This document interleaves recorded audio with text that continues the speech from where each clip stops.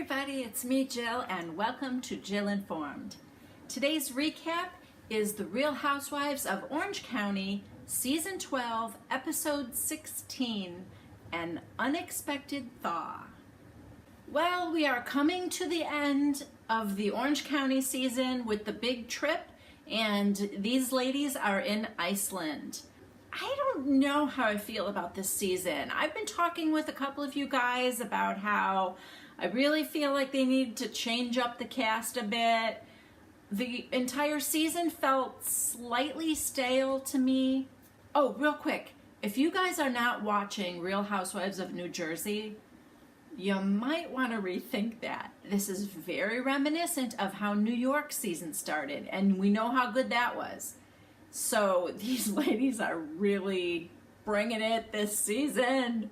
And I think Margaret is a good addition to the cast. It's not too late to start. We've only had 3 episodes so far. And if you don't want to go back and catch up, just watch my recaps. They're only about 15 minutes each.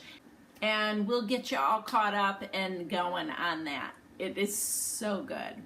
Anyway, enough about New Jersey. The ladies of Orange County are in Iceland, and after like a 14-hour plane ride, and I don't even know what the time difference is, but it almost doesn't matter because at the time of year they are in Iceland, it's 20 hours of sun a day.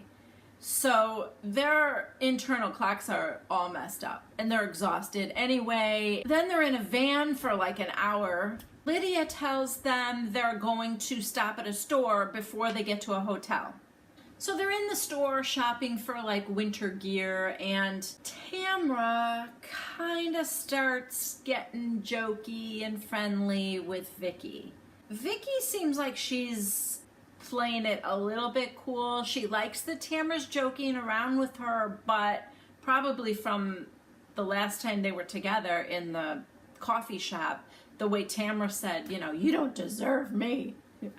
I think Vicki's probably like, you know, okay, let's just see where this goes. But they get whatever they need to get. They get back in the van and they're headed to the hotel now. And the hotel, it wasn't what I expected at all. It seems like it's a ranch out in the middle of nowhere. First of all, Iceland, the landscape, they keep saying it looks like Mars or like you landed on the moon. It's very interesting and it's very different. It just looks kind of like this vast wasteland a little bit. So they get there and each room has like a different theme. There's an Asia room and there's an Africa room and there's Antarctica room. And please tell me you guys at home were thinking the same thing. What would Ramona be doing right now? She would be racing from room to room to find out like what theme she wanted. There doesn't seem to be any of that with these women. Everyone just kind of takes the room they get. During this time of seeing each other's rooms, Tamra was being very playful with Vicki, and Shannon did not like it. I know a lot of this is editing, but I do think there is some truth in the fact that this is kind of bothering Shannon.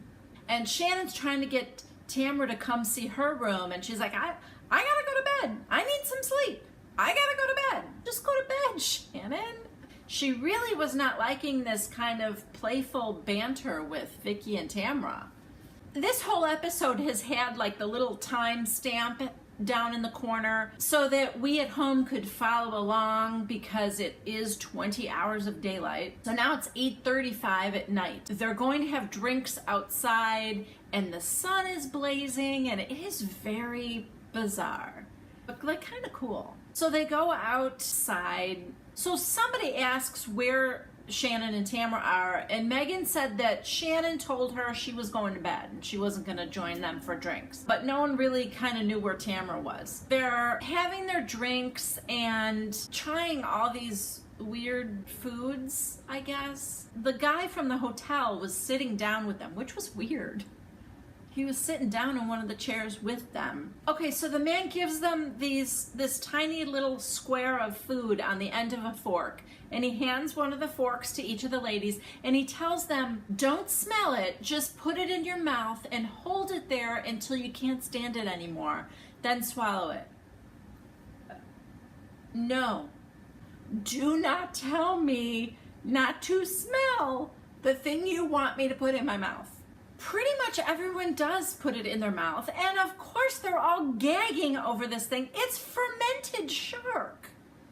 I'm not sure I would put regular shark in my mouth.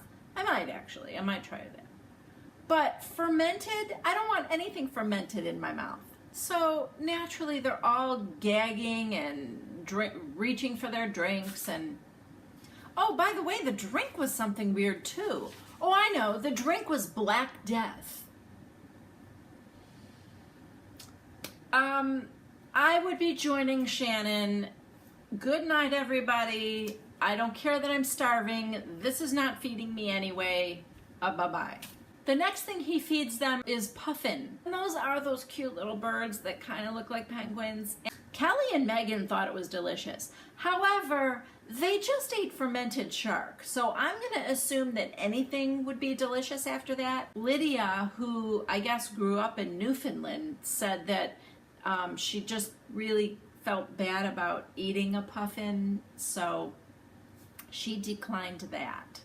I don't think she ate the shark either. And she's the one that keeps saying, I just appreciate that these ladies are being good sports about everything and just, you know, trying different things. I appreciate that they're doing that. Except I don't think she's doing it. And you know Peggy's not doing it. No. No, thank you. Peggy, who wisely smelled that thing before she put it in her mouth, and just the smell of it was making her gag. Yeah. So she was out. Oh, I forgot to tell you guys this scene. Before they went out there, they were all kind of getting ready to go out for the drinks. Megan is in her room with her cousin, who's the nanny, and little Aspen. Oh, I have two things to say about sorry, I'm scattered today, but I have two things I want to say about that. The first thing that I was going to say was that she's holding Aspen up to this mounted head of like a buffalo, and she's going, oh, see the doggy? First of all, does Aspen even know what a doggy is? If you're gonna teach your daughter a word, teach her the correct word. Don't call that buffalo a doggy. Also, she's letting her, with her chubby little fist, she's letting her pull down on that hair. It was just a very weird parenting moment there. But the second thing I'm going to say is, and this part I love, there is no mention of why Aspen is wearing one of those helmets, you know? Those adorable little helmets that a lot of times babies have to wear to help, you know, reshape their heads while they're growing. Do you remember the big horrible fuss that Dorit made when her little daughter had to wear one of those? Oh my gosh, it was like she found out that her daughter had a horrible disease or something. Dorit was so broken up about it that I really just kind of love that we're not talking about it. It is what it is. She's adorable. She needs to wear this little helmet. We don't need to make a big deal out of it. And I kind of actually liked that. Anyway, back to the ladies outside. Lydia says, I just want to thank everybody for coming and invite everybody back to my room to have drinks. And she says, should we talk about our plans for tomorrow? Should we wait until the others are here? Or where's Tamra? And somebody said, oh, didn't you get that group text that she sent? She sent that picture of herself. She's in like this little wooden bathtub, and she was sent a funny picture to everyone except Lydia. Lydia was not on the group text. And somebody said, oh, I'm sure it was an oversight. It was like not that big of a deal, but Lydia's feelings were hurt. So now it's like 11:30 at night, and everyone decides to go back to their rooms, except Vicki wants to whoop it up. Is there anywhere to whoop it up around here? And Kelly's gonna go with her. And so the hotel guy, he's everywhere. He wants to be a housewife, I think. He takes them to this place to go have drinks, and it turns out that it's like a high school reunion, and that they're crashing and they're whooping it up and having fun and throwing back drinks. And so I don't know what time those two got back to their rooms and went to bed. But the next scene, it's the next morning, and it's like 8:20 in the morning. And everyone is up and dressed and ready to go on their ATV rides. And it's pretty cool because go across the beach, and it's black sand, And already it just, I told you before, it looks like they're on another planet anyway. And with this black sand, they're riding the ATVs through. It's pretty cool. So then it's 1 o'clock and they go to have lunch at this place that is like at the base of this huge waterfall. It's just gorgeous. So they sit down to have lunch and a few of the ladies have gone to the restroom, and Shannon quietly says to Tamra, hey, there's kind of a big deal about that group text last night because Lydia wasn't on it and Megan had to add her, and so I think you should just kind of say you're sorry. And Tamra's like, I didn't send it. That was back and forth. Everybody was sending it. And she goes, you started the thread. And she's like, she's looking through her phone and she goes, see, Lydia's on there. And Shannon goes, that's because Megan added her. But before that, you started it. You sent that picture to the group and it was everybody except Lydia. And she's like, oh, well, it was an accident. And Shannon's like, I know, but I think she's upset about it. So, God. Shannon, don't get involved. That's what I have to say about that. So Lydia comes back to the table and somebody brings it up. I don't know if it was Tamra, brings up the group text. And Lydia's like, yeah, I mean, that kind of hurt my feelings a little bit. I felt left out. And Tamra was like, so what? It was a text. So what? No, Tamra, no. Would Jesus want you to act like that? I'm sorry. I am so sick of the Jesus girls being the worst behaved of this entire group. And that's saying something because this group includes Kelly Dodd. So she just makes it 10 times worse. And you guys know how I feel about Lydia. So when I tell you that I am on Lydia's side and not Shannon and Tamra, you know I don't say that lightly. But I am. She kind of throws the menus, that was stupid, and she goes off to the bathroom. And then to the confession cam, Shannon says, well, she's acting like a 10-year-old. That's just ridiculous. I wouldn't care if it was an accident. I got omitted. I wouldn't care. Oh, Shannon, girl, I've had your back all season. I still really kind of do love you, but no. You cannot pretend like you are an easygoing person who would not take it personally if she was accidentally left out of a text. And then Bravo, of course, brings up all this old footage of Shannon getting upset about very minor things, like Heather Dubrow was sitting in her chair at a restaurant and Shannon made a huge deal out of it. And Lydia, girl, you had me on your side for like 2 minutes. And then you go and say something really stupid like, well, it especially hurts because Tamra has come to my Bible study and we've read verses together. And that makes you so much better than the rest of us, doesn't it? Anyway, after lunch, they are getting ready to go on the hike. They're going to hike up a glacier, which looked really cool. Vicki talks to Lydia about actually apologizing to Tamra. And I don't know, somehow Vicki has become the Lydia whisperer because Lydia says, you know what, you're right, I'm gonna do it. So she goes over to Tamra and apologizes, and Tamra was still pretty bitchy about it, to be honest with you. But in the end, I guess it kind of worked out okay because they end up hugging and Tamra gives her a swat on the ass, you know, like Christians do.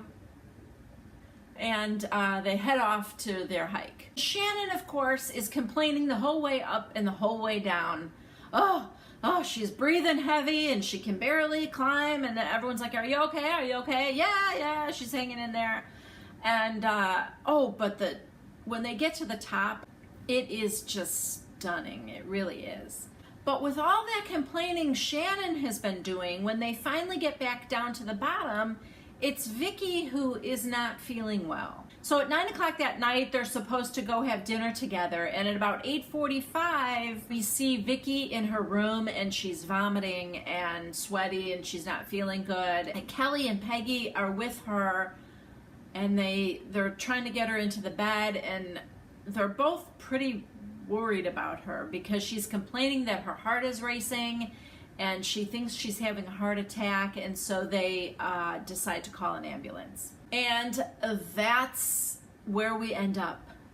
To be continued.